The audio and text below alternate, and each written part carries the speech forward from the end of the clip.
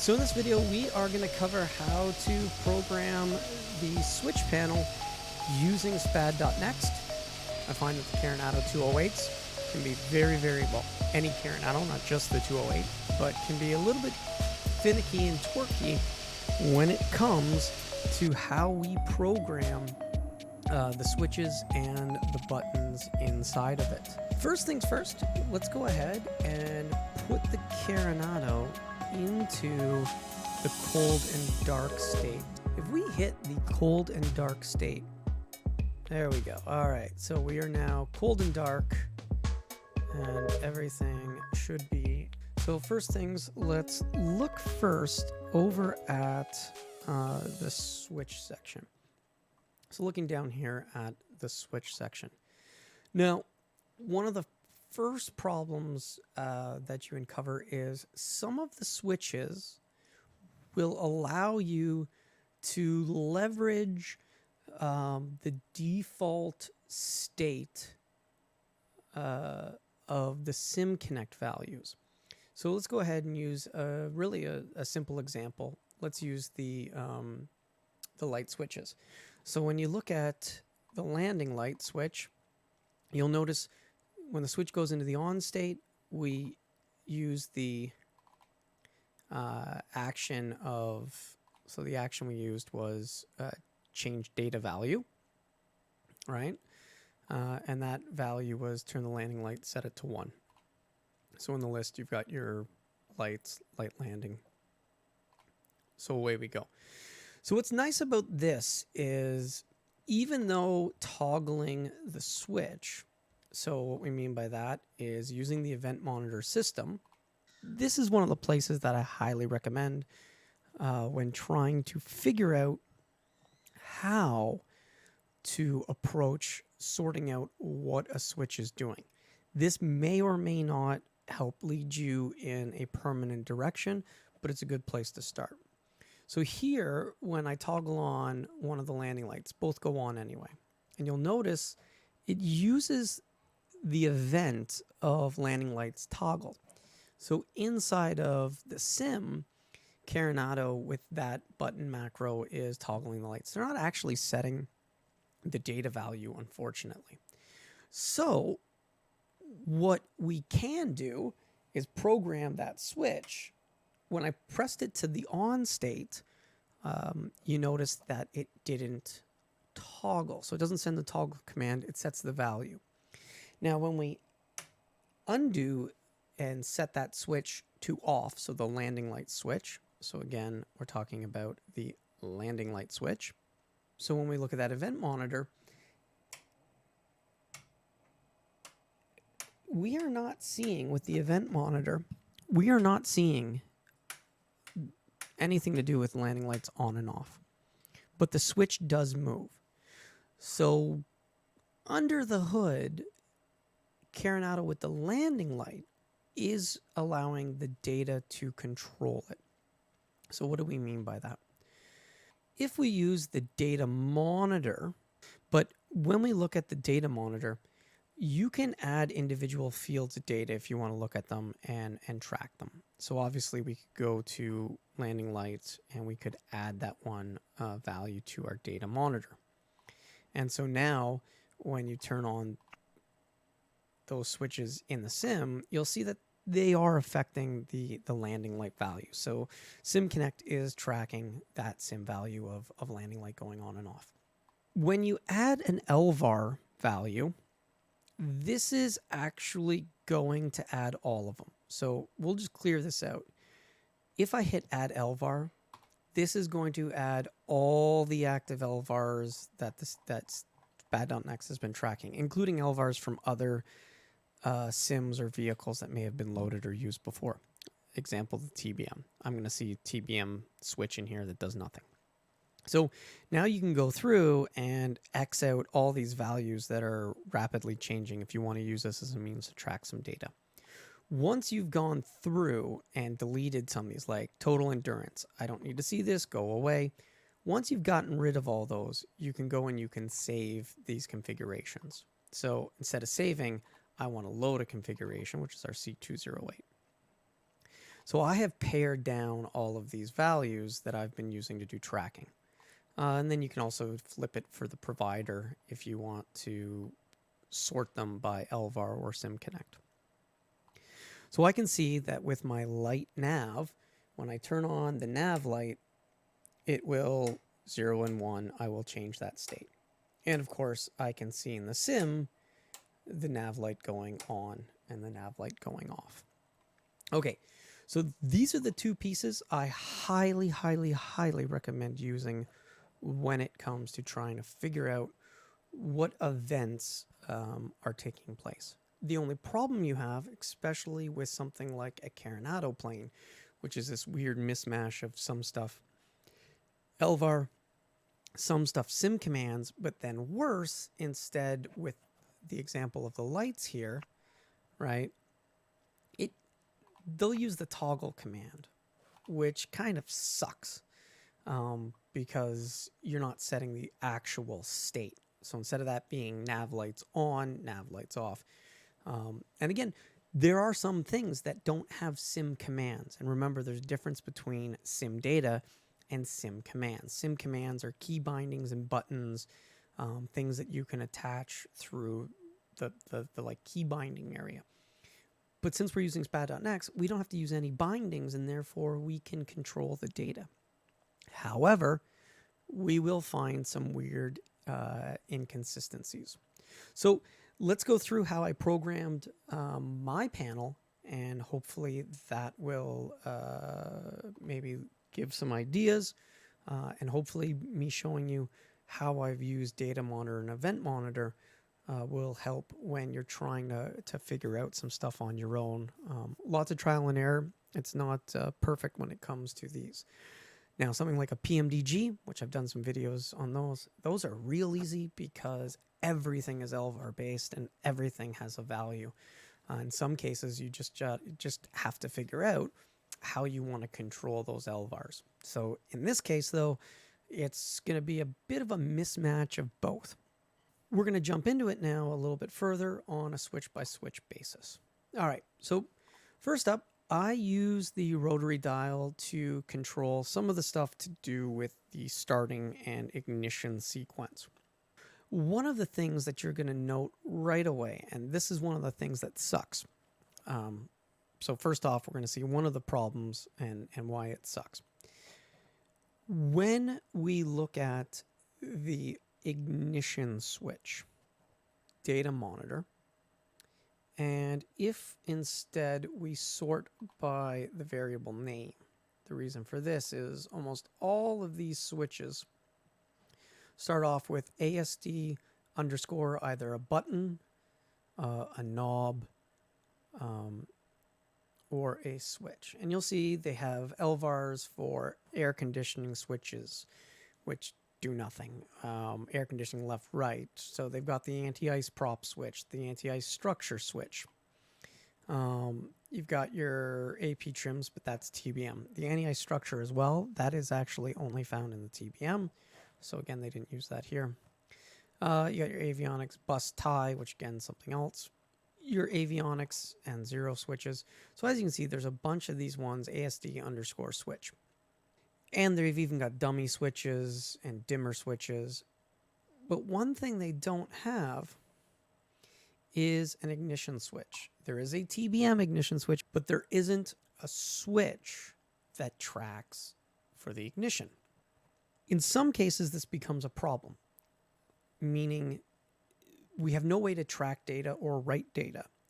And that's important when we have to use things like toggles. So when we look at the event monitor, right? And of course, there goes our brakes. Get rid of that.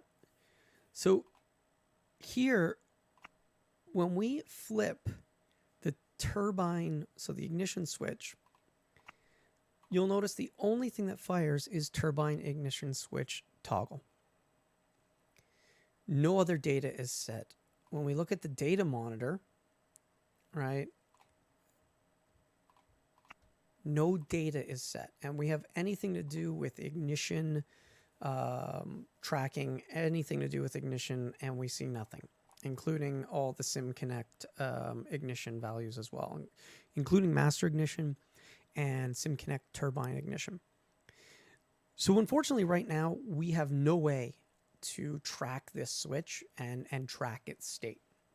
So this is one of the examples of where we kind of fall flat, and you might be better off, instead of applying this to a switch panel, applying this to a button on one of your other devices so that you can toggle it as needed. When we go to the start position, all right, so in the off position, when it's set, so when you turn left into the off, this will actually set the cabin heat bleed air to 0. You'll understand it more when we talk about the steps that we go through.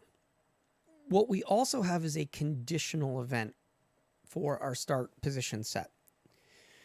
We also have a left set condition.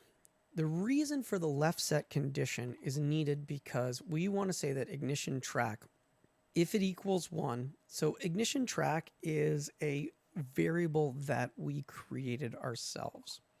So this is a local variable, and that local variable allows us to create our own tracking. So we're going to assume that the ignition switch is in the normal position or off position. We are going to assume it's in that position whenever we're in a cold and dark or startup state. And that way, when we turn the knob, nothing happens in the right position. And when it gets to the left position, right now, nothing will happen. And so nothing happened in the sim because in this state, this left position, we told it only execute the events if our local variable ignition track equals 1. And we're just going to up this value because it doesn't need to be so low. Don't want it to happen too quick.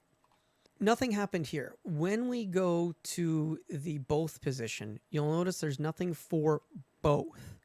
We do have settings for when the start position is unset. So when we go to both, nothing happens. So now when we get ready to go into the start position, we have 2 elements that are going to take place. And these are done independent for a reason. The reason being, the first one, we're going to have a conditional value. The starter switch has technically 3 states. There's 0, 1, and start. 1 for this switch is off. 0 is motor, and motor doesn't actually do anything in this sim, right? Motor does nothing. In the real world, motor allows you to get the turbine moving and spinning to get stuff flowing and get it ready to start. What we care about is we want to make sure that this switch and what we're doing to the sim track. So here we come to one of those examples where if we do not set the value of this switch, so the LVAR for the switch itself, that switch won't move. We could engage the starter and the simulator will believe that the starter is engaged and it'll make the noise and it'll start spinning it, but we'll never see the switch actually move into the start position. So this is a case where we also have to control this value as well. And this delay is irrelevant, so we'll delete that action because that doesn't really matter. So what we do here is we check that the LVAR is not equal to 2. So it could be 0, it could be 1, I don't care. If it doesn't equal 2, I need you to move the switch into the start position, so position 2. So that data value, set it to 2. And then I want you to set the Sim-Connect engine starter to 1. Master starter set to 1 could probably work as well, but the general engine starter set to 1 for engine 1 seems to work. So we're going with that value currently. The second element that you're going to see is when we turn it into the start position, we're also unconditionally going to send the turbine ignition toggle. Now, why I separated this from the other one is Here we have more control with setting actual values. We can set the switch value to 2. It'll always set it to 2. We can set the engineering starter to 1. It'll always set it to 1. The reason for the conditional value is if somehow that ignition toggle switch gets out of sync, we can force it back in. So in a way, we allow ourselves to flip it back, and we'll get the reverse to take place. So it means we switch out and then switch back in, is what it is. But it was the only way, as I was pointing out, since I can't track actual data, there's not much that we can do to deal with it, unfortunately. When we unset, so we position set, toggle on the turbine, so it'll toggle it on, and away it'll go.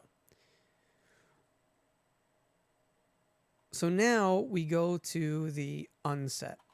So when we unset, so ASD switch starter CX unequal to 1.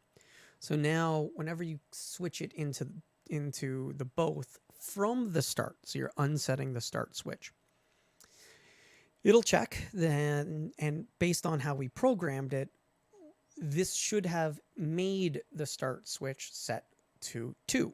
So now that it's a 2, it's not equal to 1, it will go ahead and set the starter switch LVAR to 1, so switching it back into the off position.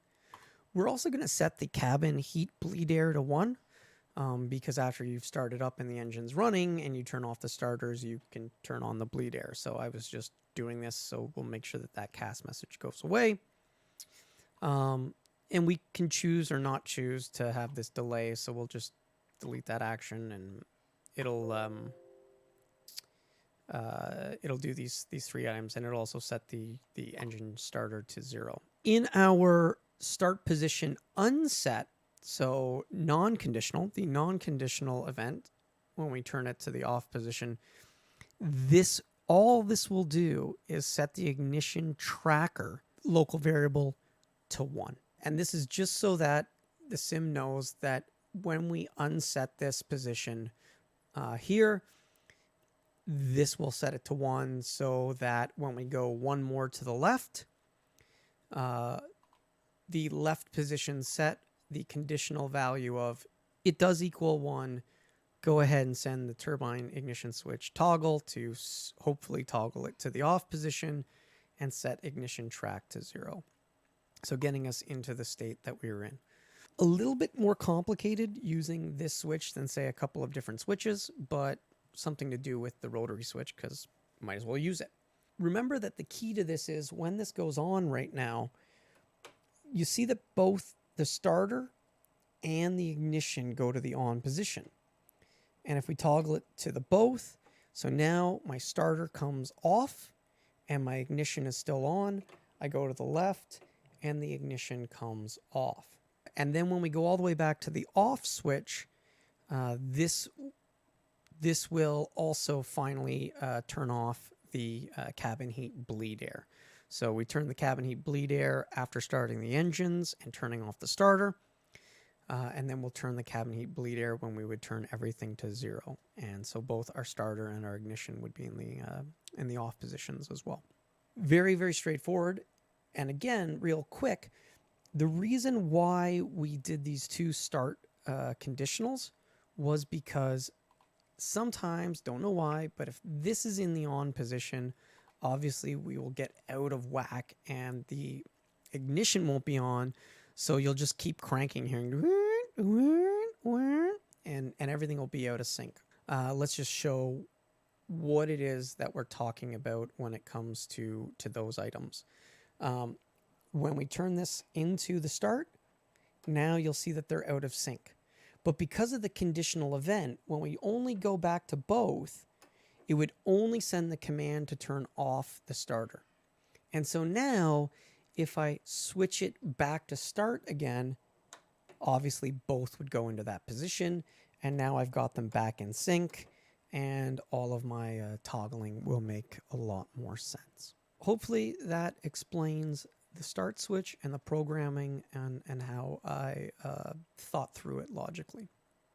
Oh, by the way, you'll notice that sometimes you'll get values that are noisy. So here it's one of the brakes is a little noisy. Just by hitting that X, the event monitor will stop tracking that until you clear it, and then it'll start over, or if you hit stop and start. So right now, if I turn on the battery switch, you'll notice toggle master battery, and it 29, 30, 31, 32, 33, 35, like a whole bunch of data that's being switched instantly with that. And here, ASD switch master battery C182. So they're using the same LVAR for the 182. I guess they built it off this or used the same one. But then you've also got this G1000 on local timer, on Zulu timer, power timer. All of that is being tracked. And then if we add a data value and we look at SimConnect values and electrical master battery. So if we look at the electrical master battery, add that data value. There's our electrical master battery. So now when we toggle the sim, right? Electrical master battery 0 goes to 1. And then when we turn it off, electrical master battery 1 goes to 0. So both those data values are taking place.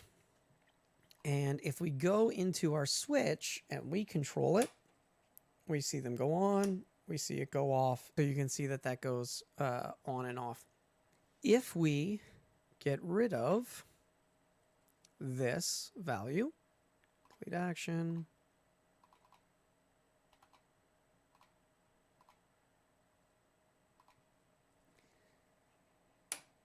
so the battery's going on and under the hood, but our switch is not going on. We know that it was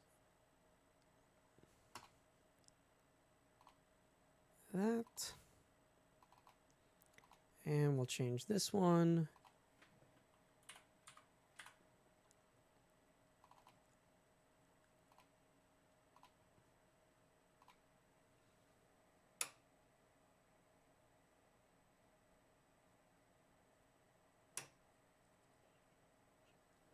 So now if we go and we look at the data,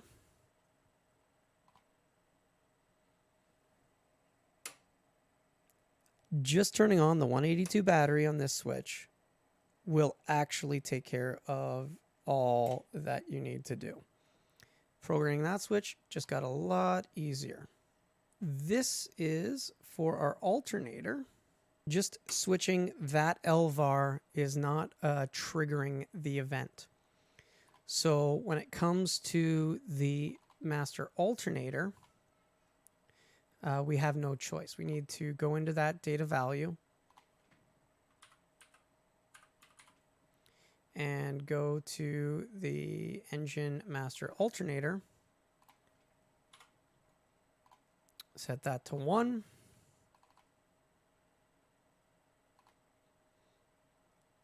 And do the exact same thing, set it to 0 here. So this is the weirdness between some of the values that you'll find with some of the Carenado planes. So our battery, we could function the battery just fine with the switch. But with our alternator, if we wanted to see the actual generator value change, which we need it to change so that the sim will track that, we see that we need to be able to do both functions. So here we are now controlling the switch. So we can see the switch going up and down, and we're making sure to control the data value behind inside of P3D that's needed to make sure that the generator is actually enabled and we don't have a faulty CAS message. We do have to set both data values, both the switch value to where the position we want the switch to be in, and the data value behind for the sim.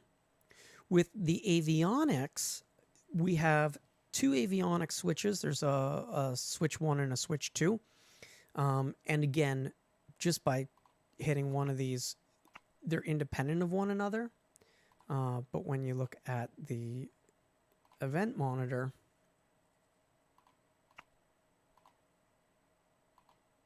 you'll notice that switch 2 does nothing. The only one that actually turns the avionics on and off is with switch 1. And so here, what we programmed is in the on position, it will set the avionics master switch value to 1. And it'll set the avionics N01 and N02. We set them both into the on or number 1 position as well. So there, again, driving the back end data and then driving the data for the front end switches. Fuel pump, similar type thing. We needed to, wanting to be able to set the fuel pump how you want. The fuel pump does have, when it comes to the position, it's got a normal, an off, and an on here, and we kill this. That LVAR has 2 settings, right, for where it's going to put it. And when we look at the event monitor, it's toggling the fuel pump.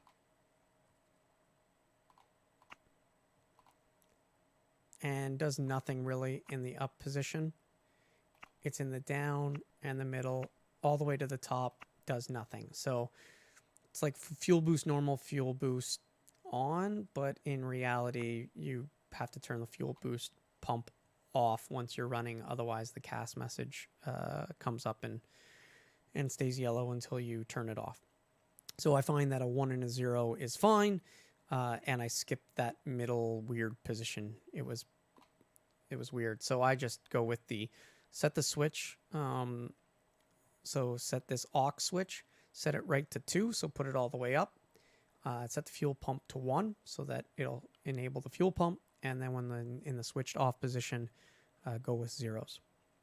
For de-icing, there really wasn't much to do separately for de-ice, because there's also a prop prop de-ice switch, which I've tied to the cowl. So I did that. So here I use this. I went here to our like de-icing area, and I went with the switch light. So the landing and the primary fluid control switch. Again, turning these on doesn't seem to change any back-end data, so I just kind of went with that and left it how it is. So I used it for those values. Pitot heat, again, what's nice about here is sending the pitot heat on command and sending the pitot heat off command will move the switch in the simulator. So great, moves the switch, sets the pitot heat, all the CAS messages do what they're supposed to do. Landing light. Setting the landing light value to 1 and 0 will also make the switches go up and down, so they worked great. The taxi light, again, for some reason, did not, meaning for some reason it will not track the data value of setting taxi lights to 1 or 0. So you have to use the toggle to get the switch to move. So here I made sure to use a conditional value. So when I switch it on, I check that the data value for light taxi is equal to 0 so that it's off, in which case I send the toggle event, because that toggle event would make it on to match my switch location and also hopefully match the switch location in the sim. So for taxi light off, same thing. Check that the light is on. If the light is on, then it's okay to send the toggle parameter, because that will move it to the off state. Otherwise, if it was already off, it'll stay off. Strobe lights, again, we're able to use the setting of the data value. So this is not a sim command, it's a change data value. Set the strobe light to 1, and then for the off position, we set the strobe to 0. Same thing for nav lights. The nav light was able to work with the on and off. For the beacon light, it will not work with setting the beacon light. So again, we go with the check the beacon light, is it on? In this case, I went with unequal to 1. So again, you can do it two ways, equal to 0 or not equal to 1, however you feel like doing your logic. Sometimes I do it both ways. But if the light's not on, turn it on. If the light isn't off, turn it off. For our panel lights, I decided to, and for these, it's all of these knobs right here. So I programmed it so the one panel light switch is going to turn all of those knobs to the 50% setting. Do whatever you like for yourself. So it sets the dimmer panel, the dimmer avionics, the dimmer pedestal, the dimmer standby indicators, the left flood, the right flood, sets them all to 50. And then when switched off, sets them all to off. For setting our prop ice, so it's a conditional value. Check that the prop heat switch, this guy here, is not equal to 2. If it doesn't equal 2, then I want you to set the switch to 2 and set prop de-ice switch to 1. So under the hood, this will turn on the prop de-ice, and that's what the CAS messages are tracking. Landing gear, I chose to use this for the oxygen. So when you look up top, there is an oxygen switch, and using the landing gear lever, we programmed it for the oxygen switch. When the gear is in the up position, set oxygen dummy LVAR to 0. The gear is in the down position, set it to 1600. Well, how did I get 1600?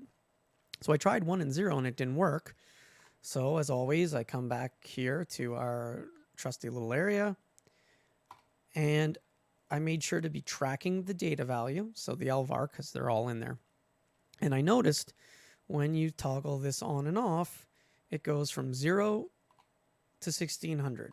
So I changed it to be 1600. So we went back to the switch and changed this value to 1600. I'm using this nose gear light. Since our landing gear would always be down, I decided I was going to program it. So priority 3, I said if oxygen dummy equals 0, then change the switch panel LED to off. Now it's green because for green, and this is the second layer priority, if it equals 1600, well, set it to green. When we turn it off, it goes off. And because you can program one extra state, I chose that I was going to, if oxygen dummy equals 0, and our plane altitude is higher than 12,000 feet, then I want the switch panel to change to red to notify me that, hey, you're at a level that requires oxygen, and your switch is currently in the off state. So the bottom two, left and right, I use those for the left and right fuel switches. And this uses an OR condition. If fuel tank selector 1 equals 1, fuel selector 1 equals 2.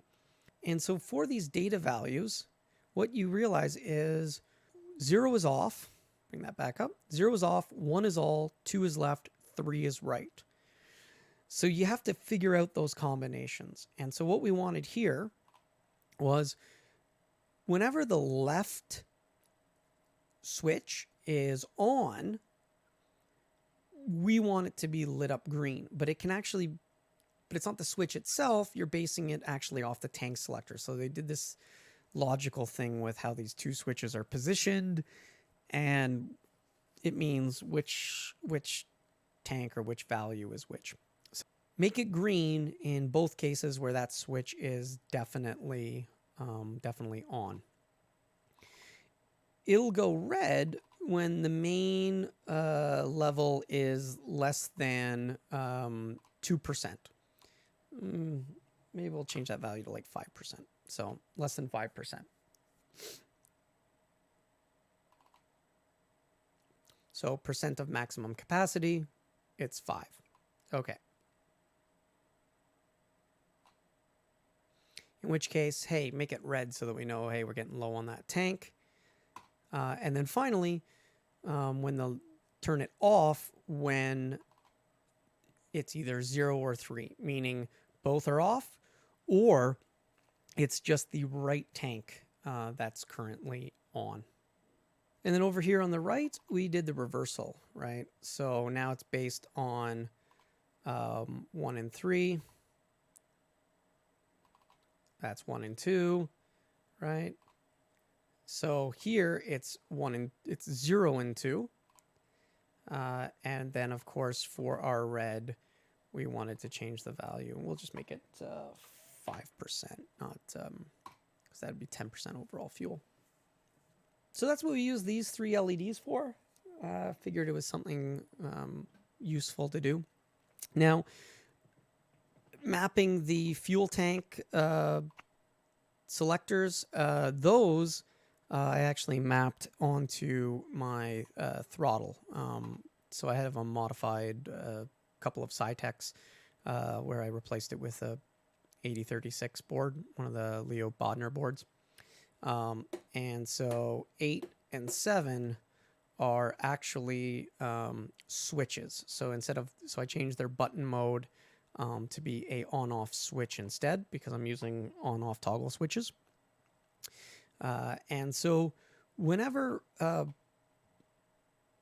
switched on, we set the left tank LVAR to 1. So the left tank LVAR, that's for that switch. And it's important because just by setting this LVAR, the switch tracks. So when we see that switch go on, so the switch tracks, and then the data is processed for which tanks are automatically going on. And it makes life a lot easier. So it's when it's on, set it to 1. When that switch is off, set it to 0. And then on my other switch, it's going to go, again, same thing. Right tank goes on, right tank goes off. So those two elements are nicely taken care of. So for our seatbelt light, I programmed a button for each. This will set the seatbelt switch LVAR to 1 and send the cabin seats alert switch toggle. So again, another example where we needed to not only set the state of the switch, but we have to send the state of the toggle, so sending the toggle command. So if we were to just send the seatbelts toggle event keyboard binding, the switch doesn't move. So here we had to go ahead and take care of it ourselves, and do that value. And again, this is conditional. So again, it checks to make sure that the actual cabin seatbelt alert switch is not equal to on. And so it is off, so then it'll allow it to set it to on. And then for our off command, we did the exact same thing. Check that the seatbelt alert switch is off or is not off, so unequal to off, in which case set that to 0 and still send the toggle command so it'll turn it into the off state. So that's how we keep the sim in lockstep. And then we went ahead and did another pair of buttons the exact same way for our cabin smoke. So that takes care of our cabin lights. So our no smoking, it takes care of our seating. So we've got all the lights taken care of. And then finally, the inertial separator. So it's important with the inertial separator was figuring out what data values actually matter. This thing turning on and off actually, because it sends the toggle for anti-ice, just anti-ice on and off when you press the arm in the screen, it actually messes around with the prop de-ice switch and other de-ice switches. It's actually broken as far as I'm concerned. So what's great about moving it to an outside switch, so I have a physical little landing gear that I built 3D printed. I have this Arduino that technically has 100 buttons that can be programmed on it. So it's broken out. I did a whole other video on how to build this. Currently connected to 1 and 2 are the buttons of the landing gear. And so again, I made these as conditional switches, on-off switches. And I'm just using the on. It's all I need to use for now. In the first one, it's going to check that the structural de-ice switch is on.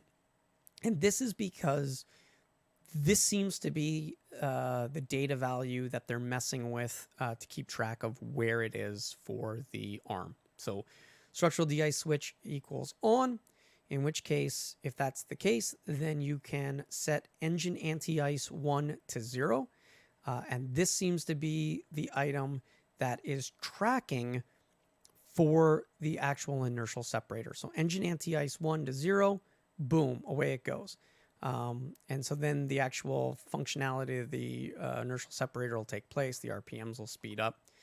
I left a little bit longer than 100 millisecond. I found that 100 millisecond was happening so fast, sometimes this would get confused and flip-flop.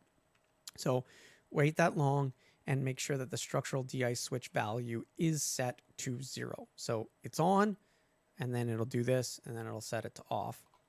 And then the switch 2 position, same thing. Make sure the de-ice switch is equal to off. Set engine ice to 1, so it'll turn on the inertial separator. And then structural de-ice, set it to 1 so that it is on.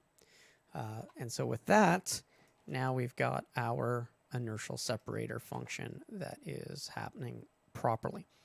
So again, I find it's great to start these with the inertial separator in the on position just because of how Carenado ramps up the engine. So let's go ahead and walk through starting it in this situation. We are now in the cold and dark state, but what you'll notice is I do have my inertial separator in the on position. So we want it on so that it will put the bypass in, so a little bit less air is going to go in, so the startup is not going to be as pronounced. And make sure that we put our fuel tanks on, and then we're going to come on down to our switches and put our battery on. So battery goes on, and then we're going to get our starter and ignition. And as our eye, and there we go. Make sure that our fuel's in. And see, by pulling that inertial separator, we drastically decrease that huge spin up that that usually happens, which sometimes results in us moving kind of far forward. So that's why I like having the inertial separator in the out position. All right, so now that we are started, go ahead and get the starter out, ignition to normal, and go ahead and get our alternator on. That's on. Avionics comes on. So now all the Avionics and PFDs, everything is coming on nicely as it was. Didn't have to use the boost pump, so boost pump stays off.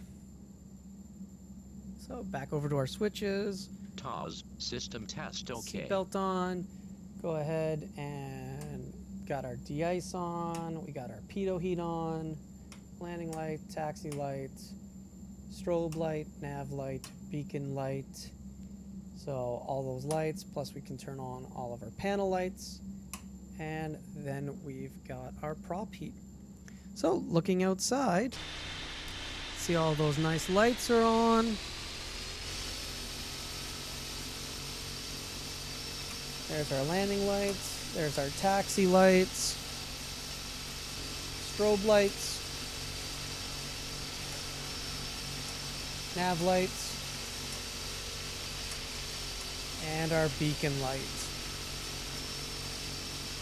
And the beacon light does what it's supposed to do, which is toggle on and off and kind of flash based on a timer. Hopefully that is helpful and gives you some ideas on how to program switches for the Carenado planes, as well as use this profile if you like. So I'm going to go ahead and publish this panel. So we'll go ahead and publish it. And we're going to publish the complete device. And we want it only for the Caravan 208 EXs. So go ahead. Of course, you can find them anyway. So there you go. If you are looking for an online snippet, just go to Pro Switch Panel and type in C208. And you'll see that it's this one here, the 208 EX panel. Unfortunately, we still can't delete panels yet. This guy is not the one we want. This is definitely the one that you want, this new 208 EX switch panel. January 1st. All right, well, as always, thanks again for watching, and hope you guys enjoy it. Take care.